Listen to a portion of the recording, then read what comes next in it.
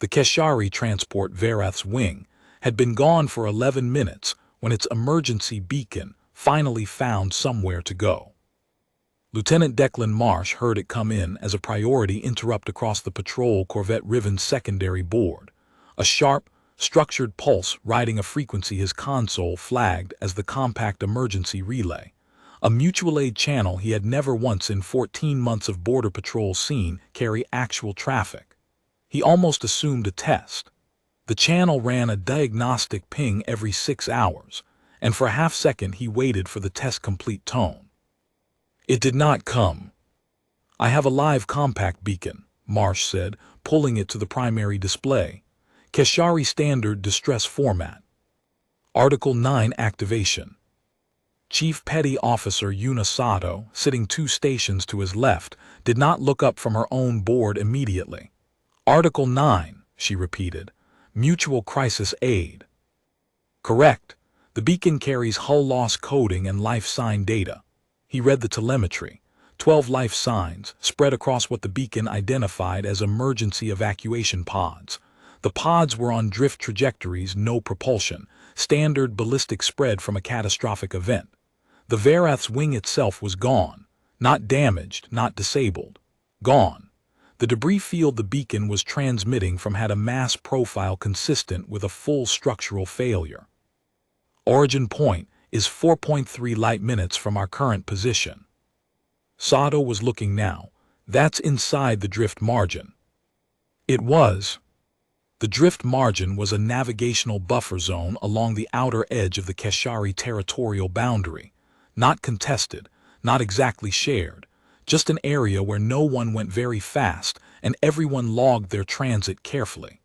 The Riven was in it now because Border Patrol protocol required a margin sweep every 48 hours. Standard work. Nothing ever happened in the margin. "Who is this beacon addressed to?" Sato asked. Marsh checked the header. He checked it again because the first read did not make sense, and he was 24 years old and 9 months into his first posting as a commissioned officer, and he needed to be certain. The Keshari Compact Emergency Network. Primary routing to the Keshari Relief Station at Kareth Point. He paused.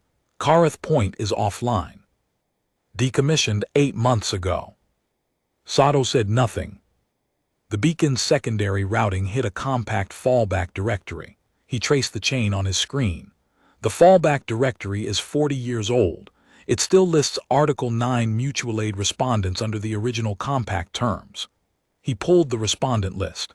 14 species, 14 signatories, archived contact frequencies that most of them had long since retired. Earth is on the list. Our mutual aid monitoring band is still active. The Navy never pulled it because the compact is technically still in force, and pulling the band requires a treaty amendment. He looked at Sato. The beacon did not reach Earth Command. It hit the compact relay frequency the Riven monitors as part of standard patrol compliance. Sato was very still. "So the beacon came to us." "The Verath's wing never aimed it at us. They fired Article 9 to reach Kareth Point. Kareth Point is gone, the directory is 40 years old, and the first active respondent on the fallback list is our patrol band." Marsh pulled up the life sign data again. 12 signatures. 2 of them were already dropping below nominal. "We are the wrong ship. This was not intended for us." "How far out is actual Keshari emergency response?" He ran the query. The nearest Keshari vessel was the cutter Salvath, currently at Sector Station 9. 38 minutes at emergency burn. 2 of the 12 life signs were falling. One of the pods had a slow pressure loss in its hull integrity readout, which the beacon was transmitting as a secondary alert.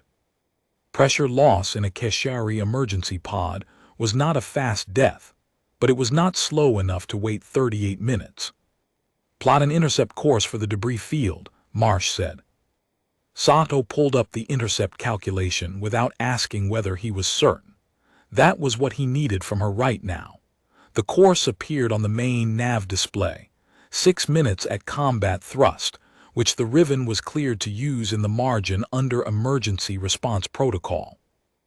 Marsh opened the compact emergency channel and began composing an acknowledgement, a notification to the dead Corvette point relay and any active Keshari network nodes that Article 9 had been received and a respondent was inbound.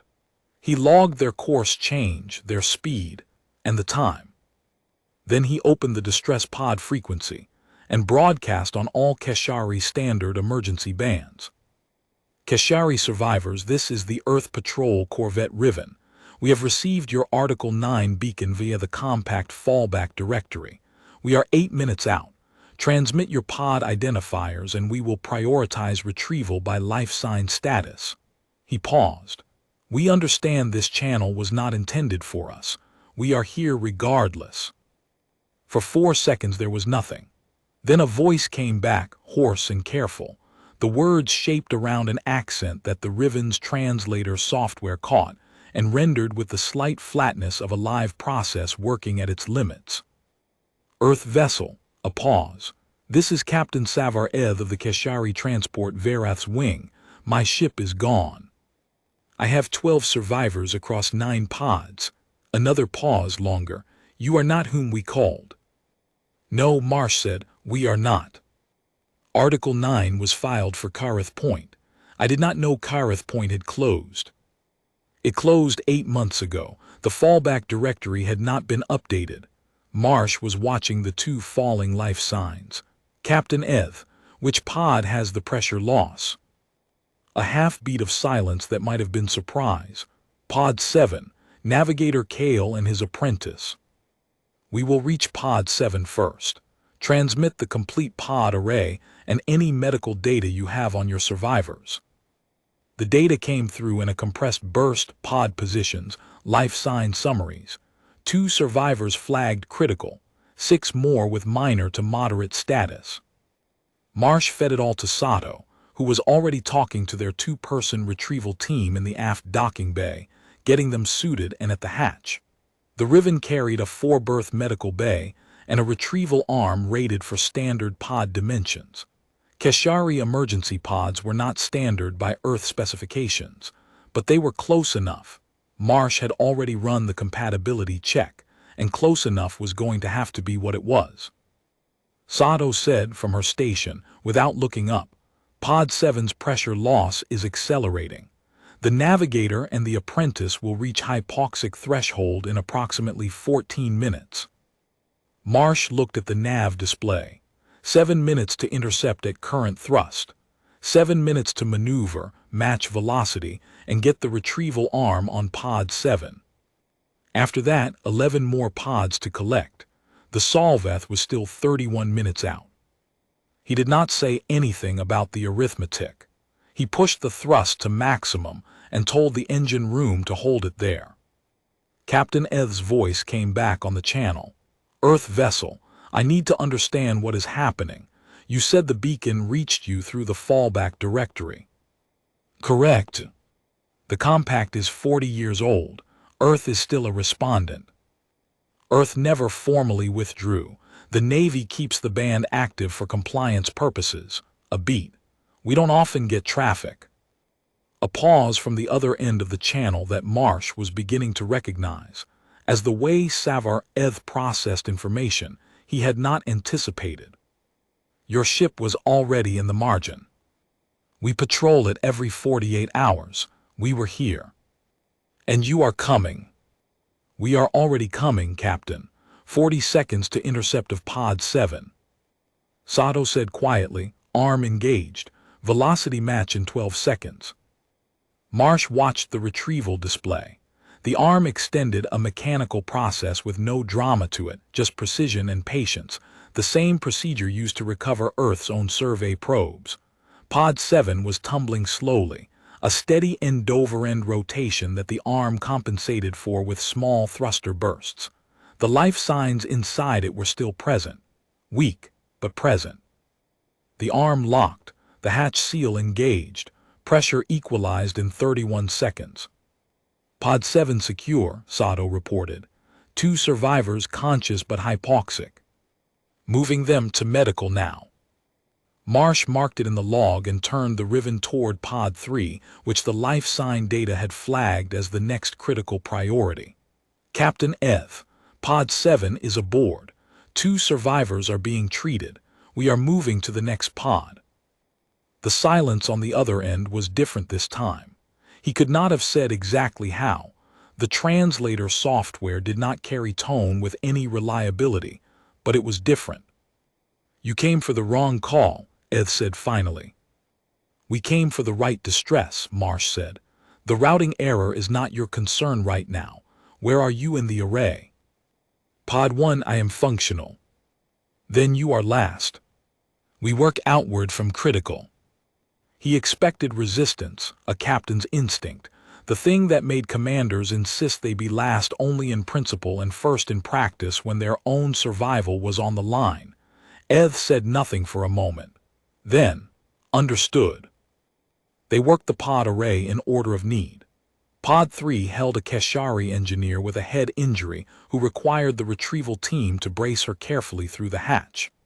Pod 6 had a family, a Keshari adult and 2 juveniles, the younger one motionless enough to make Sato stiffen at the life sign display, until the adult transmitted reassurance that the juvenile had been sedated for pod deployment and was not injured. Pod 8 held a single survivor who was unhurt but had been sealed long enough that the CO2 scrubber was degrading, and who transmitted a continuous, precise status report throughout their retrieval. A merchant's habit, Marsh thought, or a pilot's, the kind of person who narrated their own emergencies for the record. 4 pods in, the Solveth made contact on the Keshari emergency band. Captain Eth responded. There was a brief exchange that the translator software caught partially, the word for procedure, the word for fallback, the word Marsh had no precise translation for but that the software rendered as approximately the record will show, and then Eth said, on the channel Marsh was still monitoring, "The Earth Patrol vessel has been here for 19 minutes. They have 4 of my survivors aboard." The Solveth's commander said something Marsh caught only as an inquiry about authorization. Eth said Article 9, Compact Version 4.1. The fallback directory forwarded the beacon to their patrol band. Their ship was already in the margin. They came. A longer silence from the Solveth. Eth said the beacon was not aimed at Earth. Earth was not on my contact list. Their Navy monitors the compact frequency because they never withdrew from the treaty, and the fallback directory had not been updated since Kareth Point closed, and their patrol happens to run through the margin every 48 hours. Another pause. None of this was intended. All of it happened. Marsh was listening, but he was also watching Pod 11, which had drifted farther than the others in the initial spread. A long, slow arc that had taken it almost to the edge of the margin. They were running out of time before it crossed into a region where debris density would make the retrieval arm hazardous to operate. He pushed the Riven toward it and told Sato to prep the arm. The retrieval team was tired. They had been in suits for 40 minutes, moving survivors through a hatch that was not designed for what they were using it for, and the medical bay was at capacity. Marsh had moved 2 of the less critical survivors into bunks in the crew section and told his off-duty people to give up their berths without making it a conversation. They did it without making it a conversation. They got Pod 11. The Solveth arrived 26 minutes after initial contact and took over retrieval of the final 4 pods, which held survivors who were stable. Marsh transferred his medical data, logged the handoff, and held position while the Solveth's larger retrieval bay worked through the remainder of the array. Captain Eth was brought aboard the Solveth last. He did not transit through the Riven at all. The Solveth's team retrieved his pod directly. Marsh heard this on the comms and accepted it. There was nothing sentimental about the work. There did not need to be. But before the channel formally closed out, Eth's voice came back on the compact emergency frequency one more time. "Earth vessel. Riven. Go ahead." The Verath's wing carried 6,000 units of pharmaceutical-grade culture medium to the colony at Paulith Station. The colony has been waiting 11 weeks. The ship is gone. A pause. I am aware that this is not your concern. It is not, Marsh agreed. But you came. The beacon reached us.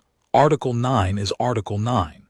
He looked at the debris field on his sensor display, the scattered remains of a Keshari transport, doing what mass does in the absence of engines, which is nothing except drift. We will file a complete account of the routing chain with the Compact Secretariat. The fallback directory needs updating. Carith Point's closure should have triggered a revision. It will be in the report. Eth was quiet for a moment. The directory is 40 years old. The band is still active. Your ship was already here. Yes. These are all separate facts, Eth said, and they added to the same thing. Marsh did not answer that. There was not much to say to it that would improve on the arithmetic. He closed the log entry on the emergency intercept. 12 survivors retrieved across 11 pods, 2 treated for hypoxia, 1 for head trauma, 1 for CO2 exposure, 8 transferred to the Solveth in stable condition, 2 retained in the Riven's medical bay pending transfer clearance. He filed the Article 9 activation record with the Compact Secretariat's frequency, noted the broken fallback chain, and recommended the directory update as an urgent administrative action. Then he put the Riven back on patrol heading and told the engine room to bring the thrust back down to standard. Sato from her station said, "Not bad for a wrong number." Marsh filed the course correction in silence. The beacon had never been meant for them. The Compact was 40 years old, the directory had not been updated, and the first active respondent on the fallback list had happened to be a patrol corvette in the right place at the right time. None of it was designed. None of it was aimed. 12 people were alive because a decommissioned relay's directory still carried an old frequency, and an Earth vessel had kept that frequency warm because it cost nothing to keep it warm, and the Navy did not bother withdrawing from treaties that nobody used. Marsh did not put any of that in the report. The report had the facts. The facts were sufficient.